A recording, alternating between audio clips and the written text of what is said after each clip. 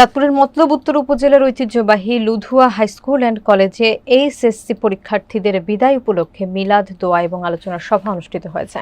শনিবার সকালে কলেজ প্রাঙ্গণে এই অনুষ্ঠান অনুষ্ঠিত হয়। শামীম মিয়াজির তথ্যচিত্রে দেখুন বিস্তারিত। অনুষ্ঠানে প্রধান অতিথির বক্তব্যে বিএনপির জাতীয় নির্বাহী কমিটির সদস্য আলহাজ ডক্টর মোহাম্মদ জালাল উদ্দিন বলেন, শুধু পুঁথিগত বিদ্যা নয়, শিক্ষা এমন হতে হবে যাতে একজন মানুষ দেশ ও সমাজের কল্যাণে অবদান রাখতে পারে। তিনি আরও বলেন, তারেক রহমানের স্বপ্ন দুর্নীতিমুক্ত বাংলাদেশ করা। সেই লক্ষ্যে শিক্ষার্থীদেরকে সততা এবং নৈতিকতার পথ অনুসরণ করতে হবে। তিনি ঘোষণা দেন, কেউ যদি মাদক, ইফটিজিং বা সামাজিক অপরাধে জড়িত হয়, তা প্রমাণিত হয়, তবে তাকে কঠোর শাস্তির মুখে পড়তে হবে। পাশাপাশি তিনি ঘোষণা করেন, আসন্ন এইচএসসি পরীক্ষায় যারা এ+ পাবে তাদের আকর্ষণীয় পুরস্কার প্রদান করা হবে। অনুষ্ঠানে আরও বক্তব্য রাখেন ইউনিসেফের গ্র্যান্ট ম্যানেজার ডাক্তার এমদাদুল হক মানিক, কলেজের সাবেক সভাপতি আলী আজগর খান, বিএনপি নেতা জাহাঙ্গীর আলম প্রধান, আলমগীর সরকার সহ আরো।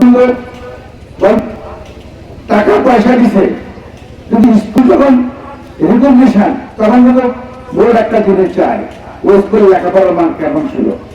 বিদায়ী ছাত্র ছাত্রী ভাই বোনেরা এবং এই বিদ্যালয়ের বর্তমানে